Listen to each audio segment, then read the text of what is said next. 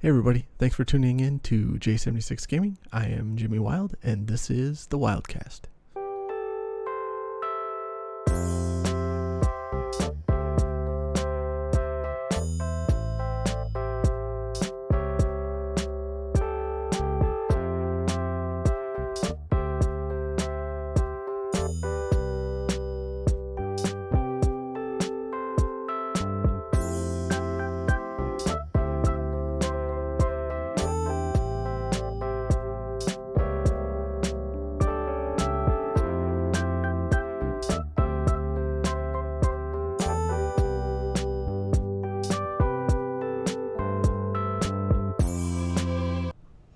Alright, so we're back with episode 3 of the Wildcast, and we got a lot to cover, because holy Toledo, every day something new came out, or some new update, or anything. But anyway, so last week I was running a little bit behind and I didn't get an episode out, and then I don't know, I think it was Monday night, I was like, okay, I have to do it, and then something happened.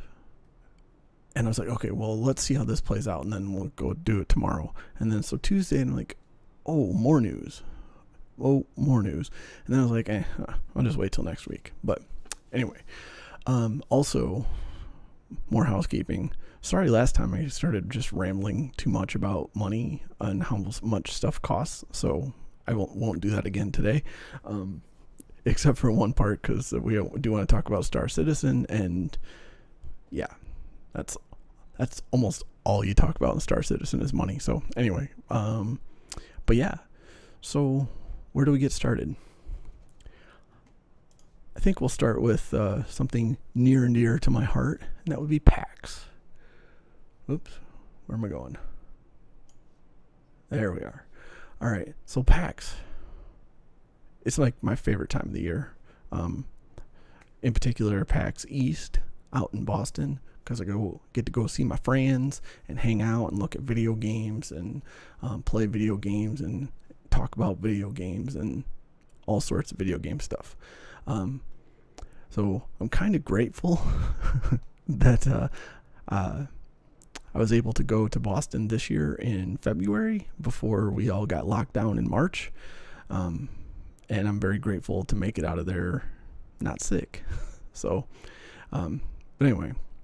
So the next, for those of you that are not aware, PAX is a game convention, and they have 4 a year. What do they have? So they have PAX South in San Antonio in January. Then they have East in February, March, or April out in Boston. Then there's, I think, a PAX Dev or PAX Unplugged or something like that that's in like Philadelphia, and I don't remember when that is. And then there's a PAX Australia, and I don't remember when those are either, sorry. And then PAX Prime, and I will continue to call it PAX Prime, even though everyone wants to call it PAX West because of inclusivity or whatever. Like, oh no, it's Prime. It's PAX Prime. It was the first. That's out in Seattle, and that's always in the fall. And I'm a little partial to PAX Prime because it was the first PAX that I went to, and it usually happens right around my birthday, so I like to pretend it's for me. But anyway, so PAX. So speaking of PAX Prime, it is coming up, or should be coming up later this year, in August, September, or something like that. And looks like they're going to move it to online, which sounds like a pretty good thing, because that's where a lot of conventions are going. Let's see. So yeah, another cool thing too is that they're doing the merchandise store online, so you can pre-order stuff, which is cool. It sure beats waiting in line. For those of you who've never been to PAX, PAX is basically a waiting in line simulator. You just stand in line all the time. That's all you do. Or you're walking to get into another line, or more likely running to get into another line. But anyway, one of the things that you have to do is, if you want any of the shirts or exclusive items, you really have to wait in line, and you got to get there early and blah, blah, blah. So it's kind of nice. Just go to a website, click, download, or not download, buy, and then they'll send it to you. So I'm very much appreciative of that. But yeah, so we'll find out more about PAX Online as we get closer, but it'll be kind of cool. We'll have to do some virtual hangouts with my friends, and watch the content together or something like that. So that'll be cool. Yeah, so like I said, I don't want to talk about money too much this time, but there is one thing I want to talk about. So this is a really cool, I'll say really cool. It's kind of cool because I have feelings about Star Citizen, but this is kind of cool because we have this guy that has spent entirely too much money on a game that doesn't really exist. And I'll catch a lot of hell for saying that it really doesn't exist because, oh, it's in alpha and you can log in and you can actually play stuff and blah, blah, blah, blah, blah. I'm like, okay, fine. It kind of exists, but where's my game? But anyway, so this guy has pledged and paid $42,000 to this game. Now, I don't want to cover too much of this because I think you should really just go watch this video. It's interesting, but yeah, I have, like I said, I have feelings about Star Citizen. I was all on board with Star Citizen, and full disclosure, I've spent quite a bit of money on Star Citizen also.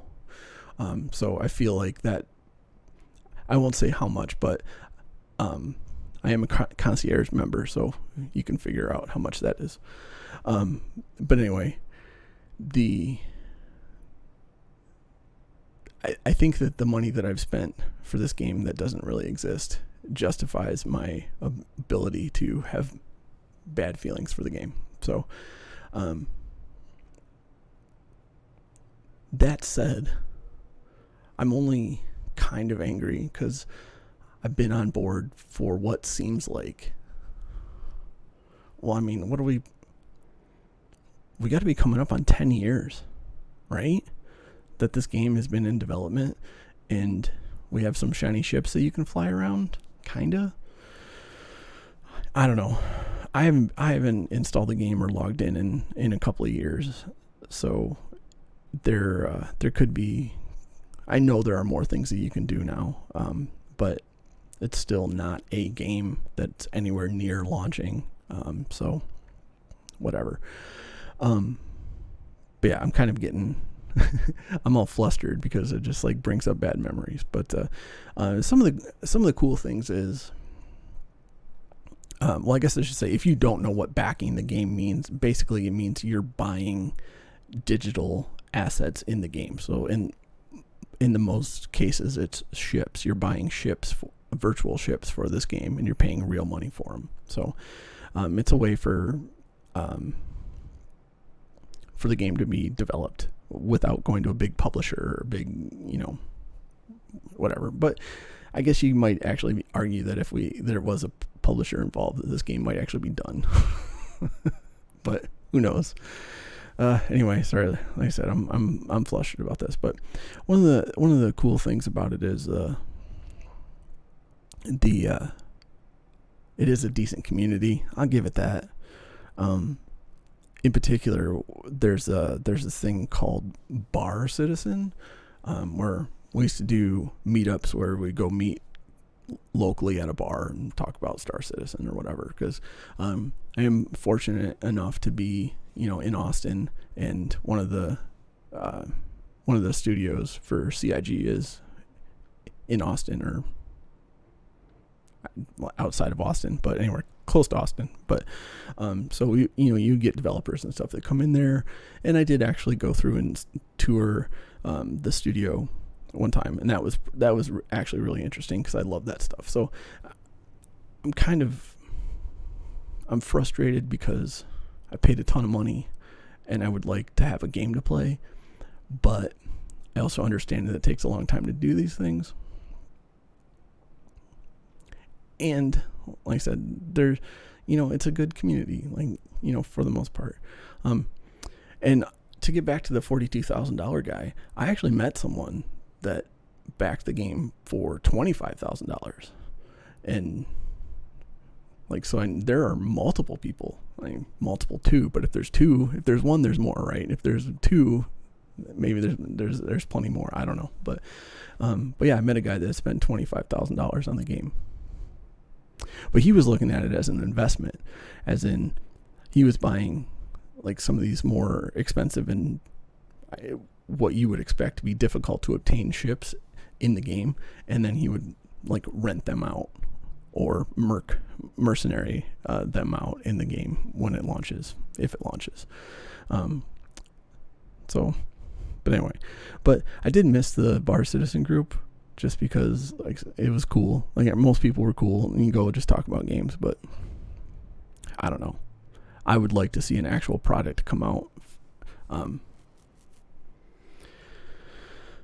sometime this century would be nice. But anyway. So yeah, all right. Whoops. So yeah, so go watch the video. It's a cool video. Even if you don't have any stake in Star Citizen, it's just interesting to see. I mean, there are people that spend $42,000 on a game out there. All right. So let's take a look at a couple of issues that have come up. So number one, Magic the Gathering has banned what they're deeming as racist Magic cards. And, you know, I get the sentiment, but, I mean, we have a fictional game. Well, I mean, it's a real game, but a fictional world, fictional characters, fictional magic, fictional, like there's elements in this game, and all of these fictional things, you know, are racist, or some of them are racist. Like, that seems a little excessive. I mean, ultimately, I don't care if you want to ban a couple of these cards, like, sure. But one of the cards that they point out is this Invoke Prejudice. It just basically says, I'll just read it. So, if opponent casts a summon spell that does not match the color of one of the creatures under your control, then the spell is countered. And then the commentary here is that it effectively kills off creatures that don't look like the creatures already on the table. I'm like, okay, but we're talking about elements of magic that, you know, once again, fictional. And now that these are racist, okay, I don't necessarily agree with this, but if we're gonna go that far, you might as well go into the whole genres or go into all of the magic in all of the genres of gaming, because if you want to get down to like these spells that they're talking about white magic and green magic, or red magic and blue magic. And I was like, is there a large contingency of red magic people that are offended when a blue magic spell, because that looks like blue. Yeah. When a blue magic spell says you can't be cast? I don't know. But anyway, so let's get back to the bigger picture here. If there's something racist in gaming with regards to magic, just look at white magic and black magic. White magic is healing, restorative, angelic. Black magic is destructive, necromancy. You know, if you wanted to get behind the conspiracy of there is racism in magic, that kind of feels like it, you know, but I don't know what's going on. And I feel like, you know, because I'm a white guy, I got to have my disclaimers that, you know, I don't endorse racism. I don't. But this seems like a little bit overcorrecting. But anyway, so next on a similar I don't say similar, but sort of similar topic is not necessarily gaming, but it's just kind of in the overcorrection category. So Jenna Marbles is going to take a break or stop doing YouTube because of a couple of videos from, I think, 2011. So, I don't know.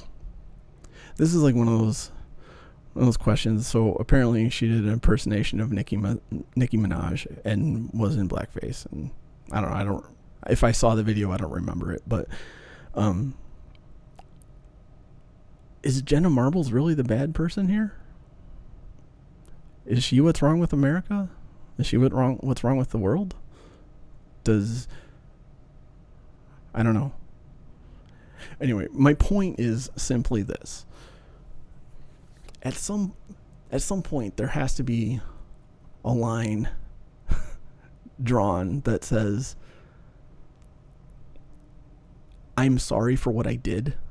Now please give me a chance to be better and not completely cancel a person. I don't know. That's just what I'm just thinking. I don't know. I don't have the answers to these things. I'm just thinking. 'Cause it seems like we're all on board now, right? Say what you want about the timing, but we're all on board now. Like you can't go out there and make a blackface video. Like you can't do that. Okay. That's where we're at. We can't do that. 9 years ago, that line was not established. Maybe we all knew it was a bad idea and just did it anyway. I don't know. But going back and retroactively being offended at something that was quote unquote acceptable 9 years ago, and for a person, and then whatever. Like I said, the whole point is that I feel like Jenna Marbles is not the enemy. And she should just be able to say, that was messed up. I shouldn't have done that. And I apologize and I won't do it again. And that should be it. Like, we got real issues going on right now that we don't need to cancel Jenna Marbles. But, phew. Anyway, sorry. A little worked up. It's just that time. Like, there's so much going on. And I will say, if you want to ruin your day or possibly ruin your life, which is kind of where I'm at right now, watch the Jeffrey Epstein documentary on Netflix, and that will ruin your life. Because I watched it, and like, I want the world to burn now, because I can't believe that there are people that would do. Like, you can't believe that someone like Epstein exists, and then you can't believe, and like, you wrap your mind around that, and then you look at all of the other people that were involved in this, and you're like, oh my gosh, is this really where this world is? So anyway, that's why, like, I'm all fired up. Anyway, so let's get back to the game stuff. Cyberpunk is delayed. Good. I know people are upset. Like, this is the game of the year, right? I mean, this is what everyone wants, myself included. But good. Take your time. Get it right. I'd rather this gets delayed. Even, I think this is the second or third delay that they've had. Good. Take your time. Give it to me when it's ready. And in the meantime, I got a Steam backlog. I have a backlog on every console. Excuse me. That this will just hopefully give me a chance to play, some other games for another couple of months before this comes out. Maybe if I can stop playing Final Fantasy 11 for 5 minutes and play something else. But anyway, I'd rather they take their time. That's all. So what they say, November 19th. So we're going to take an extra 2 months. Okay. Of course, you have to wonder, because they say it's for polishing. I think that's usually the generic excuse. We're going to delay this game for polishing, but which is understandable. But then it's also like, ooh, November 19th. That's getting close to holiday and next gen consoles. Ooh. So we'll see. But yeah, so there's that. And like I said, I'm really looking forward to this game, but it's not like if Cyberpunk 2077 gets delayed until next year, I don't care. Like, it's fine. But there is one game that I'm really into and I'm really excited about, and I hope that it actually exists. So we got if you've been on Reddit, there are plenty of theories going around about all sorts of things. Some of them good, some of them bad. But someone put together that there's been all these rumors about Diablo 2 remaster. And everyone just keeps coming back and saying, no, there's no Diablo 2 remaster. It's not going to happen. It would be impossible, blah, blah, blah, whatever. But then the rumors just keep coming. And maybe it's all wishful thinking. I don't know. But this one came up that, you know, Diablo 2 20th anniversary is, well, from the time this is filming, or the time that this airs, tomorrow, Monday the 29th. Wait, Monday? Yeah, Monday. Sorry, I had to double check. There's supposedly Blizzard is going to announce that this Diablo 2 thing actually exists. And it's a good theory. And, like, I'll admit, I got kind of excited about it. But the interesting part is Blizzard's response. So we don't usually comment on rumors, but before this hype train goes off the rails, we wanted to clarify that there are no upcoming Diablo announcements in June. Blah, blah, blah, blah, blah. I don't know what to think of that. Maybe it's July. July's right around the corner. Maybe they'll do something in July. That would be really nice. Because I would buy that game instantly if it came out. Like, I put together Diablo 2 up on my system, and it's so hard to play because I think the resolution's like 640 by 480, and like you're trying to play in this big of a window on a 1440 monitor, you got a 4K monitor also, and then just like playing in a postage stamp. Like, this sucks. But anyway, I really hope that there is a Diablo 2 remaster that comes out, and I hope they announce it soon, and I hope it comes out soon because I want it. I want it right now. Let's see what else we got. Oh yeah, so this is another one of those rumors, and it's not even really worth talking about it, except for I do have a personal note to this.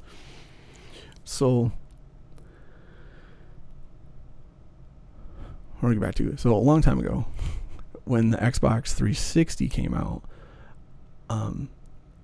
the first game that I got for it was Perfect Dark. And so the rumor that Perfect Dark and then also Fable would have new games in their franchises on the Xbox, and the new Xbox this year, I was like, oh, that's interesting. Yeah.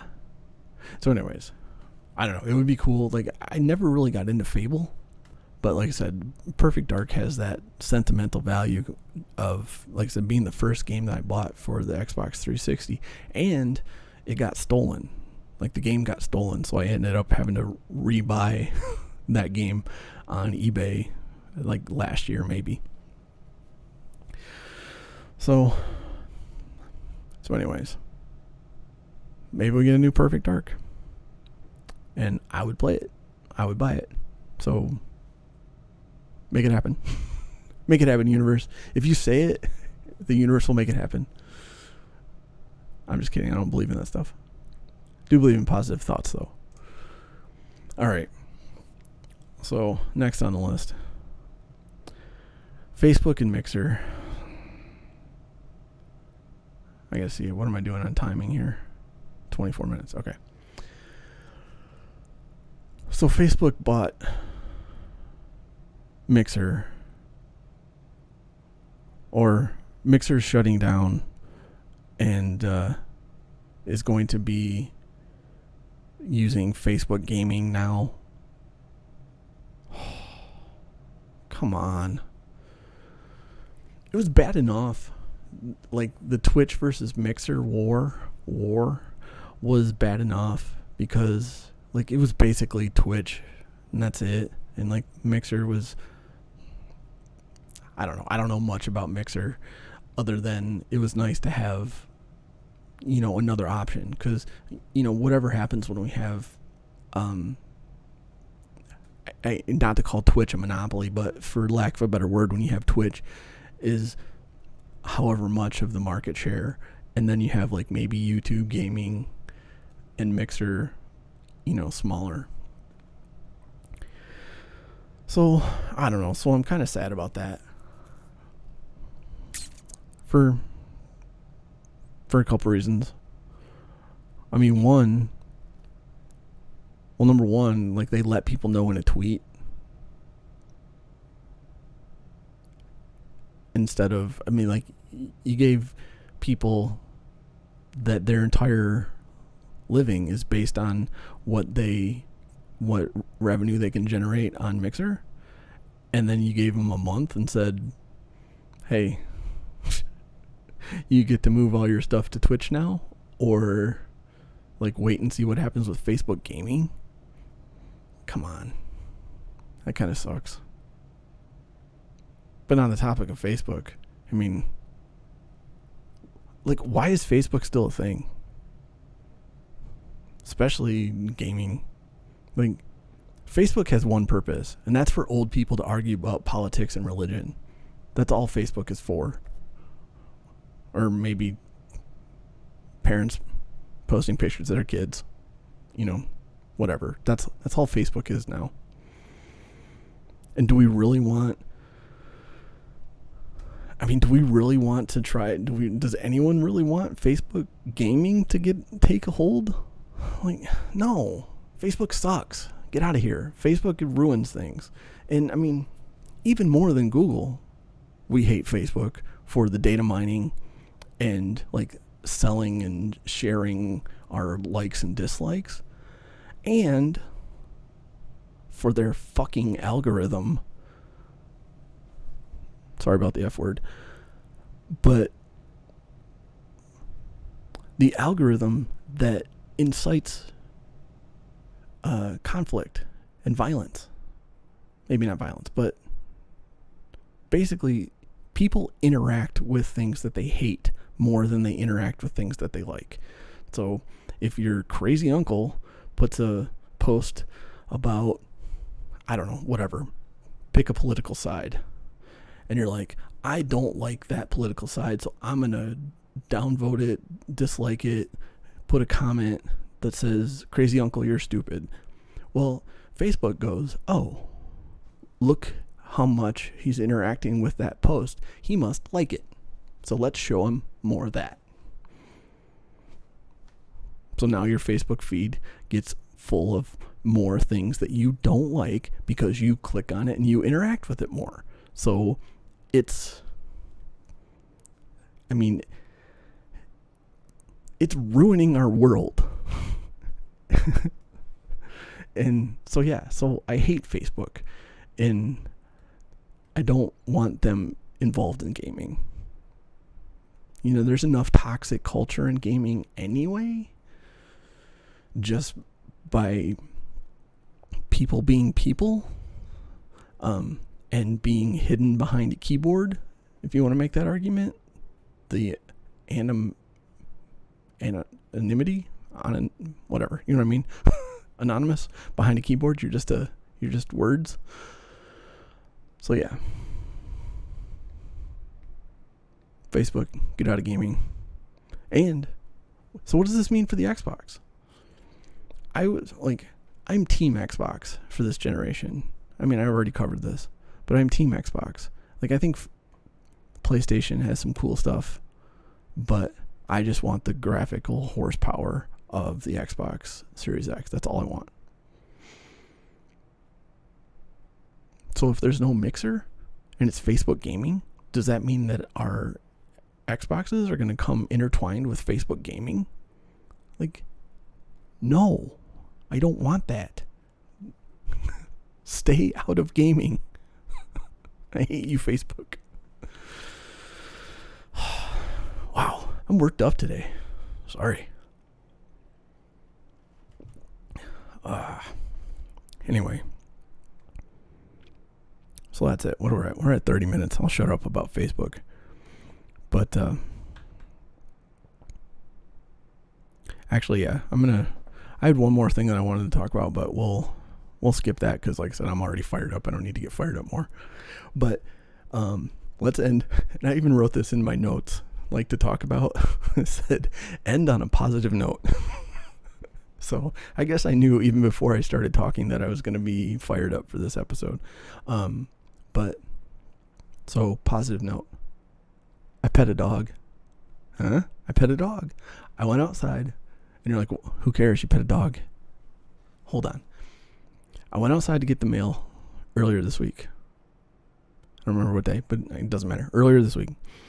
And, I have my mask on, I'm social distancing, but this other resident had a dog on a leash, and she kind of was fussing with packages and dropped the leash, and the dog kind of came over to me, and I was like petting the dog, and I realized that other than my Target BFF at the in the self checkout at Target, doing the elbow, the elbow high five, I haven't touched another living being since, March, right? I mean, we've been locked down, staying at home. And, I pet a dog. And I was like, oh, this is awesome. Now, I'm not going to run out and get a dog. But, because I don't want to have a dog that suffers, from living in an apartment. I don't know. I couldn't do that to a dog. But yeah, it was awesome. It's like, can we meet here again next week so I can pet the dog again? That would be cool. Anyway, staying at home is cool, but petting dogs is cool too. On that note, we're over time, so I'm gonna shut up, and I'll just say that I will hopefully see you next week or sometime soon after that. Anyway, take it easy.